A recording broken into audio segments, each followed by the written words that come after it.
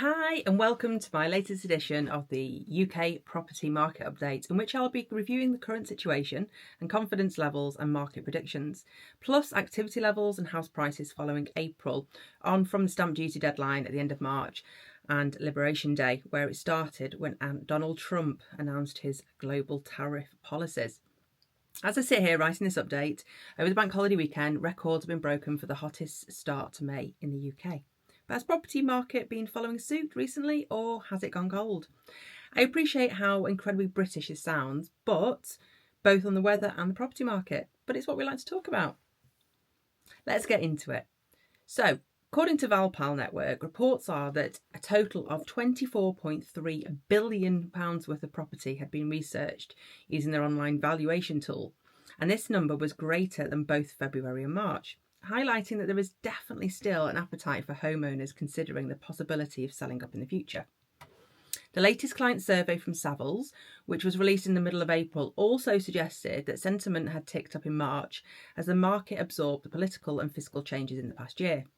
Buyer intention to move in the next 3 to 6 months and the net balance of those reporting increased budgets were both at levels comparable to March 24, before the general election, and percentages of buyers claim their budgets had increased was the highest since August 2022. So the net balance of people that are more committed to moving, and I will put the graphs in so you can see the finer details. Stamp duty rush may be over, but estate agents have since reported a surge in the market activity, according to a survey from Get Agent.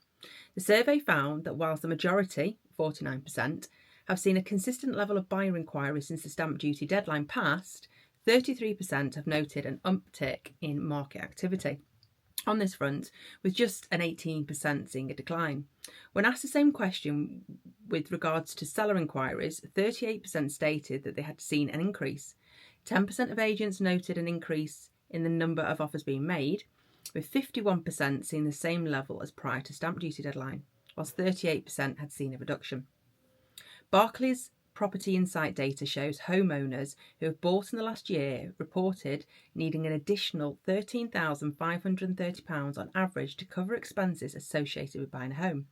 This has marked an increase from 9,337 cited among those who purchased more than 5 years ago. Housing costs, including rent or mortgage payments, council tax, energy and other bills, now make up 28% of income across the UK, rising to over a third, 36%, among renters. Nearly 3/4, 73%, say that expenses have risen in the last 12 months, averaging an extra £126 a month, or that's £1,516 a year. As a result of rising costs and stamp duty changes, confidence in the household finances dropped to 70% in March from 75% in February. Confidence in the UK housing market also fell slightly to 28% from 30%. The combination of the UK market also fell slightly from 28% to 30%. The combination of high fees and household bills likely explain the dip in renters' aspiration towards homeowning, with just one in 6 currently believing that buying a property is in reach within the next 5 years, down from 23% month on month. The latest property tracker survey from Building Societies Association reveals a decline in consumer confidence in the housing market, with just 17% of people agreeing now is a good time to buy a property, a decline from 20% just 3 months ago in January 25. More than double this number didn't think it was a good time to buy, with 38% disagreeing with the statement. The survey also highlighted that almost half, 46%, of respondents expect prices will continue to rise in the next 12 months, with just 13% thinking prices will fall. As you can see it's a bit of a mixed bag really when it comes to consumer confidence with house prices and plans to move in the near future. But this is always the case in the UK, and many different views of what's going to happen in the property market. We have to look at the predictions for what's ahead in the market, and I'm going to review if house prices and activity levels fell off a cliff following the stamp duty changes, or was it just business as usual? So, the April market activity. There would have been a lot of commenters eagerly awaiting the various housing market reports in April, and some hoping the results would show a decline in the market following the stamp duty deadline. But this does not appear to be the case. The number of properties for sale are slightly up on March, almost 10% more than a year ago, and are 31% higher than 6-year average in April. Stock levels are at a 12-year high and strong indicator there is most definitely an appetite for move, regardless of all those things being thrown at the property market that could get in the way of people moving.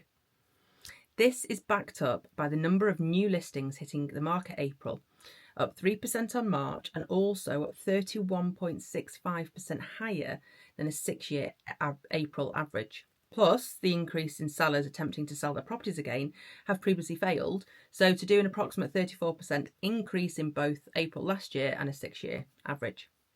So you can see there's a lot of stock coming up. 41.57% of reductions in sellers withdrawing from the market compared to March. It's also a positive sign for the market that those sellers that were already in the market remain committed to moving, regardless of the stamp duty changes. Sellers hitting the market and a wide selection of choice being available for buyers is only half the puzzle though. So what about sales being actually agreed? Unsurprisingly, sales agreed in April were down 3.5% on the previous month of March. But this was to be expected as buyers become accustomed to a new climate with higher taxes on their potential purchases. Nonetheless, sales agreed in April saw a 14.58% increase on a 6-year April average. There's definitely still positive movement in the market, but the gap between supply and demand is narrowing, which will constrain house price inflation and potentially limit activity levels. While the average asking price of new listing and sale agreed have both increased in April, there's a clear difference between the new seller confidence and prices that buyers are prepared to pay. This would explain that's why there has been a 19.41% rise in the number of price reductions versus a year ago and a huge 73.14% increase on the 6-year average in April. The higher numbers of sellers hitting the market and fewer properties withdrawing has meant there is stronger competition for them and therefore more choice for buyers out there. These sellers have a very optimistic view on their initial asking price, which means an increased number of price reductions will continue to be a theme through the property market in 2025. Even though the stamp duty changes from the 1st of April are set to drag another 310,000 property transactions into paying tax and cause many other buyers to face bigger bills, fall-throughs were down 5.36% in April versus March, which means most buyers who miss the stamp duty deadline are proceeding with their purchases, and this indicates that there has been no major fallout from agreed sales for buyers who were able to complete ahead of the tax rise. The mad rush to complete transactions before the deadline had meant the number of sales proceeding had eased by 24,000 or 4%, and this is the first time the queue of buyers and sellers waiting to make the move has dropped during the month of March since the pandemic of 2020. However, fall-through levels are up 13% on last year and 20.42% higher than the 6-year average. This means sales collapsing is still an issue in the market, with almost 1 in 4 deals not getting through to completion. Hamptons reported that they haven't seen an increase in buyers successfully negotiating bigger discounts on their purchases following the stamp duty deadline either.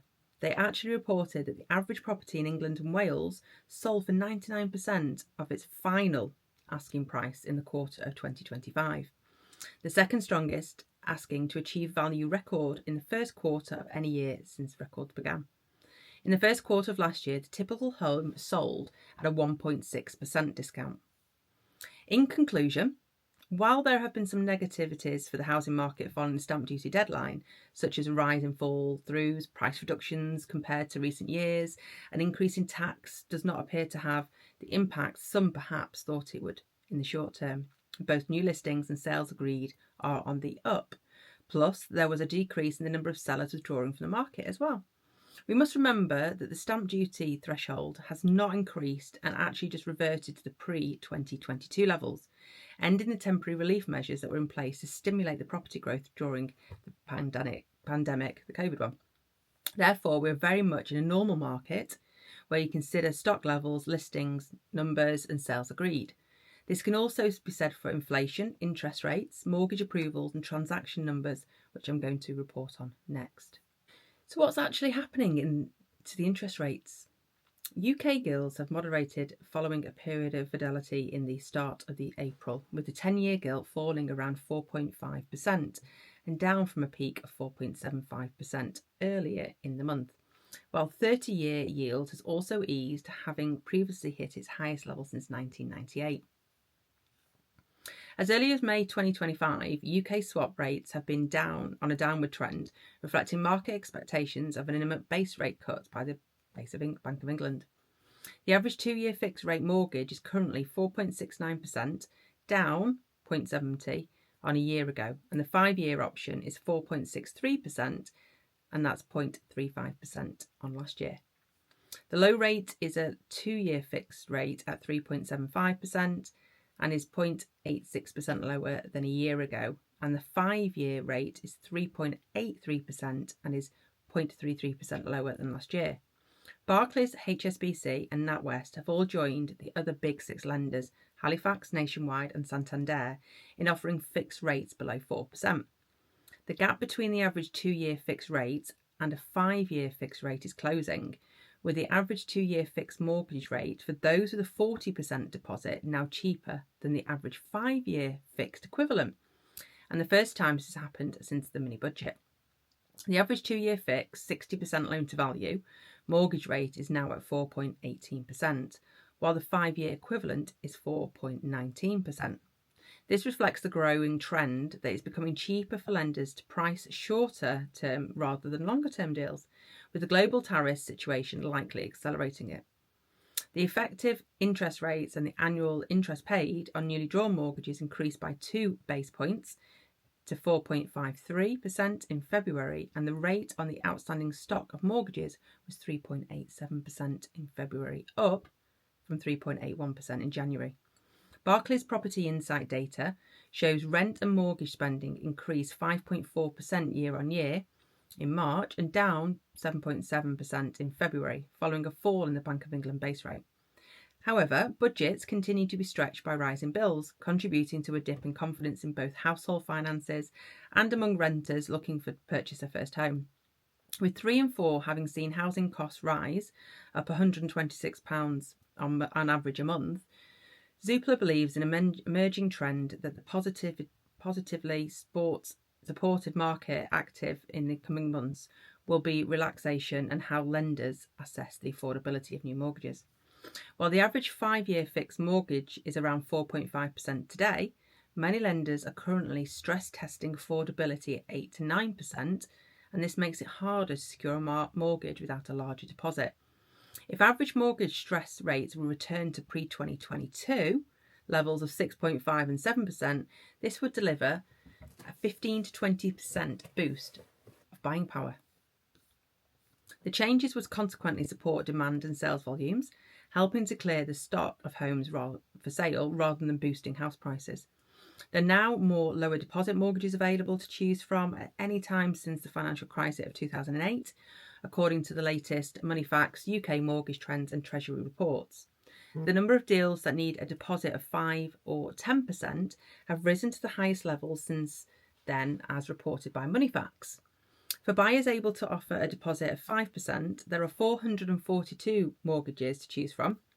It's the highest since the reach of 575 in March 2008, and 2 years ago, the choice was from fewer than half of that, at a total of 204. Borrowers able to pay a 10% deposit now have an 845 products to choose from, and the highest it's been since hitting 957 in March 2008 as well. Overall product choice rose month on month to 6,870 options, compared to 6,307 in April 24, and the highest since October 2017. Mortgage approvals. The UK mortgage approval has fallen to the lowest level in 8 months, having dropped 800 to 64,309 in March, which is the lowest level since July 2024, and have dropped 3 months in a row. There'll be plenty of commentators who will jump onto these headlines and assign that activity in the property market is going to reduce following the stamp duty deadline. But is that really the case? The data above reflects the market returning to what we call a new normal. The previous months would have been artificially in the mortgage market inactivity in March, and concerns that inflation would go up over the course of the year. As a result of the autumn statement tax hikes imposed on businesses by Chancellor Rachel Reeves, and the challenges posed by the US President Donald Trump's trade tariffs, may have been weighted on buyers' minds as they considered their affordability position. While mortgage approvals have eased in recent months, 64,300 still represents a robust level of activity and is broadly in line with 66,000 or so approvals that we're seeing in the lead up to the pandemic. Mortgage approvals in March 25 were only 1.83% down on Feb 25 and still 4.89% higher than March 24 and 0.19% up on the 12-month average, and we're only 1.17% lower than the 10-year March average. The fact that mortgage market activity has been consistently strong since the start of last year, with monthly mortgage approvals remaining above the 60,000 threshold since January 24, despite ongoing uncertainty, is evidence that there's still plenty of activity in the market. We agree. Transactions. March's transactions were 177,370,000 and 104% higher than March 24. 62% higher than Feb 25 and 46.78% higher than the 10-year average. And that's 75.67% higher than the 12-month average. Halifax reported that their customers completed more house sales in March than in January and February combined, including their busiest single day on record. The significantly higher transaction volumes were obviously expected to happen because of the rush of the stamp duty. And as for buyers, you can see from the chart, the images that I'll send on to the back of it, there's always been a spike in transaction numbers ahead of stamp duty changes, because why would you not want to save some money? And then there's little softening in activities post-deadline. Therefore, it's difficult to analyse these figures too much, as they are inflated, but transaction levels for the financial year of 24-25 are up 22.11%, and on the previous year of 1.51% than the average 10-year. While some of these numbers have been boosted by the race to beat the stamp duty deadline, it shows that overall transaction levels are up compared to last year and very much in line with average markets, highlighting that we're in a very normal and stable market right now. Housing wealth. Owner-occupiers 60 plus now hold a record estimate 2.89 trillion of net housing wealth, according to the latest assessment from Savills. In total, those over 60 control 56% of all owner-occupier housing wealth across the UK, while those over 75 control 23%. While boomers make up 44% of homeowners, they only make up 18.5% of home buyers last year, meaning that just 1 in 57 of them moved house. Over the past decade, the baby boomer generation have continued to build wealth and paid off their mortgage debt, meaning these strong equity levels have given them a buffer during the cost of living crisis of recent years and not being forced into move. Plus, whilst many of these older homeowners own properties too big for their needs, there's little incentive for them to move home.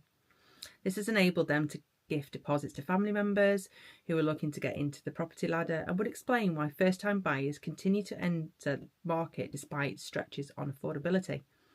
The cost of renting versus buying a home in Great Britain has now reached an equal level, according to the latest researches from Hamptons. With mortgage rates hovering around 5%, the average mortgage payment on a 90% loan-to-value mortgage is now equivalent to the average rental payment.